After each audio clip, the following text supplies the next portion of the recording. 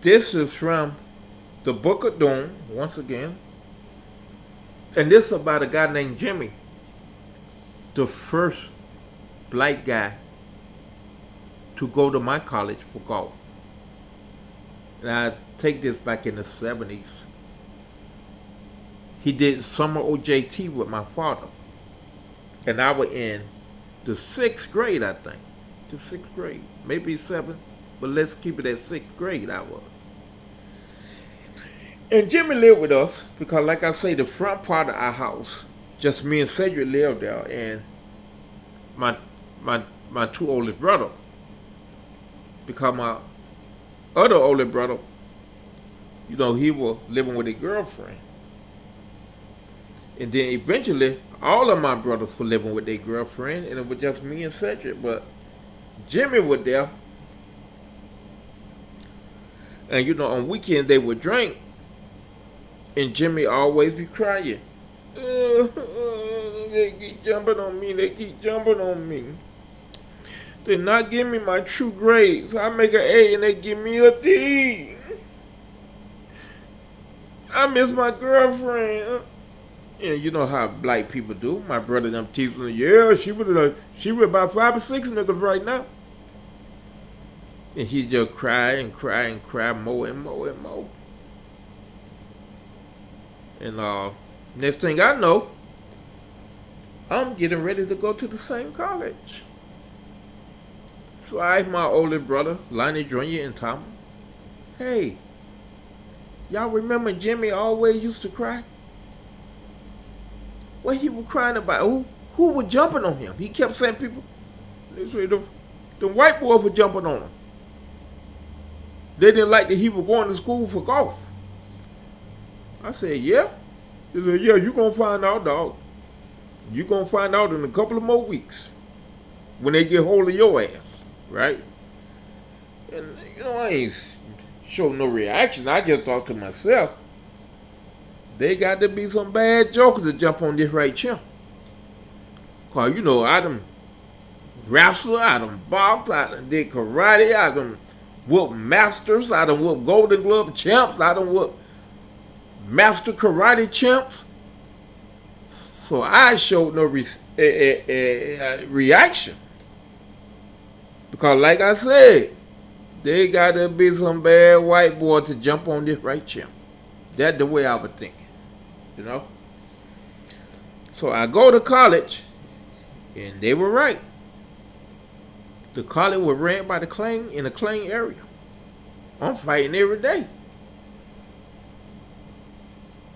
But one day, me and my daddy were coming from the National Convention. We stayed in a hotel in Temple, right? He parked on the side of the road, and it looked like some little small golf course. Then Jimmy come up on a machine. So him and my daddy must have arranged to meet there weeks before that, because there weren't no cell phones back then. So they had to meet on ground lines. And Jimmy come and he say, I'm doing all the work. They put the guy with me with no experience.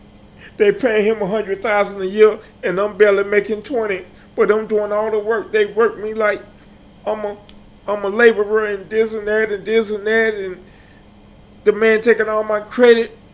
He getting all the rewards and all the benefits. And Mr. Stubb, can you please give me a job or find somewhere for me to work? And my daddy just saying, So I was puzzled when we were leaving. I say, why daddy didn't tell Jimmy I was going to the same college he went to? And that puzzled me. When I got back to the college, I told my friend, they say, man, your dad weird. He the one who told you, when you show him you made all A's, and he told you the college say D pass? I said, yeah, I know, but man, that used to be one of the greatest men I know, but now I'm beginning to who the hell is he? He ain't right. So now I'm out of college. Somehow my dad tricked me into coming working for him. The place looked like it had been condemned for 20 years. I was scared. But remarkably, in 3 months the place was top notch because of me.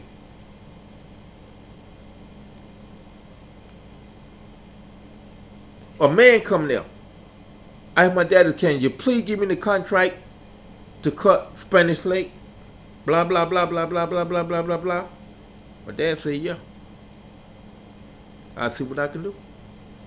Some of the workers from Spanish Lake come to me and say, man, Spanish Lake wants you to take over the lawn care. They were going to pay you $1 million a year. All you got to do is cut. You ain't even got to weed eat or blow. The homeowner have to do that. I say, no, he ain't tell me that. I said, I seen a man coming. They say, man, what's wrong with your dad, man? That's $1 million paycheck. Why the hell he didn't take it? I don't know. Next thing I know, the green chairman from Club Med come. He said, hey, you must make a lot of money. I said, why? He said, man, we were going to give you, I think, 300 acres and $3 million to start your own business to cut the Sandpiper Estate lawn. And we were going to pay you out of the light bill, guaranteed money. And we were going to collect like $3 to $5 million so you can build your nice home in the background, and you can build a nursery so you don't have to buy no plants, and you can have enough payroll until you get established to pay your worker for the next 2 or 3 years, in case that's how long it takes you to get on your feet. And your daddy said you refused. I say, why would I refuse 300 acres with $3 to $5 million, sir? Right then, my daddy walked through the door.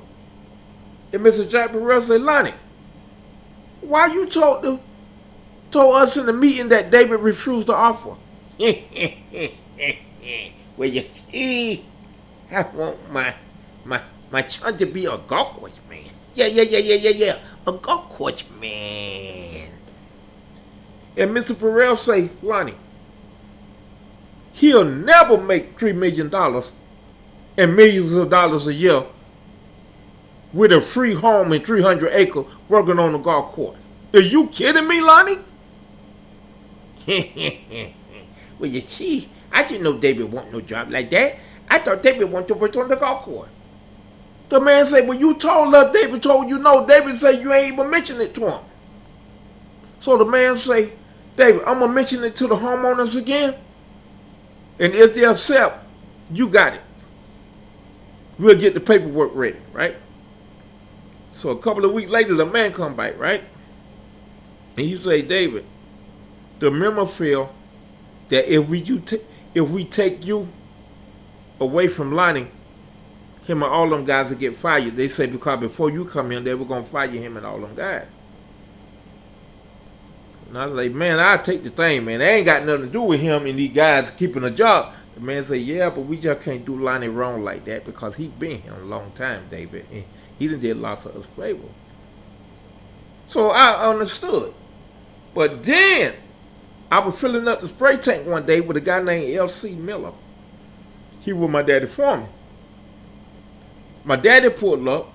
My daddy went in the office. A little white guy came out there to me filling up the spray tank. I gave him my daddy was pulling in. He said, oh, that's my chum right there. So the guy got out the truck and he said, how much you make? I look at LC. LC look at me. We ain't paying no attention to him. He said, I said, how much you make? I said, why? He said, because your daddy just got me a $50,000 job. And I didn't went to college or nothing. And you went to college, and your daddy didn't offer you the job. That means college ain't shit. I got tears in my eyes. LC got tears in his eyes. The guy keep talking. Now LC finna fight him. I'm holding LC with everything I got. You know what I mean? My daddy come out. Hey, man, what's wrong with y'all? What going on? LC say, he just told David he ain't shit. He just told David he ain't shit. He told David Collins ain't shit. He told David Collins ain't shit. Because you just gave him a job making over $50,000 with benefit when David went to school for it and you ain't offered David shit. So my daddy say, hey man, y'all need to chill. JB, you and him come with me. Me and the white dude, right? This what my daddy said. JB, I just gave him the job at Savannah. They wanted me to pitch out them somebody who were good. He having to help. He need help with a couple of chains. He need your formula to kill nutsedge and dichondra. And he also having some problem with fungus on the greens and the cheese. And I said, wait a minute. You want me to tell a man who just told me that I ain't shit because of you chose him for a job instead of me? But you see, Chun, you shouldn't be like that, Chun. You shouldn't be like that. You should try to help people. I said, hey, bro, take me back to the office, bro. And I don't want to see this man no more. Don't bring this man around me no more. So the guy said, man, I'm sorry, man. Please help me, sir. I don't want to lose the job. I just got the job. But I got to get rid of the sedge and the dichondra and the fungal. They're going to get rid of me. I told them I can get rid of it in a week. I said, well, you told them a lie. But then I went to thinking. My dad come back to the office. I said, hey, did you ever help Jimmy get a job? I say, Jimmy be calling him, you don't return the call. The man telling you that he need help and them white boys doing them wrong and they hiring people over him, paying them $100,000 who don't know what they're doing and paying him $20,000. I didn't know at the time. That was my future on every job for the last 40 years. Check my work record. You'll see everybody over me had no experience or no degree. Sometimes they change the title of them. They'll call them director or general manager, but they telling me what to do. Now they let me take care of the golf course 100% because they know nothing about it. But they basically my boss. Just like Jimmy. And no, my daddy won't help Jimmy find a job. And me either. But I found out later, my father wanted to be known as the only black superintendent. And I always told him, bro, I'm world, America, and black history. The only way you're going to be known is through me. Whether you like it or not. You can't stop progress, bro. And that's it.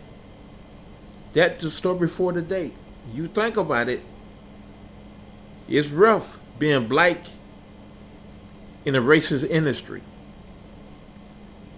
And the blacks in the industry, the few blacks there is in the industry, and I learned this the hard way, they worse than you on the white man. Think about it. Take care, and God bless.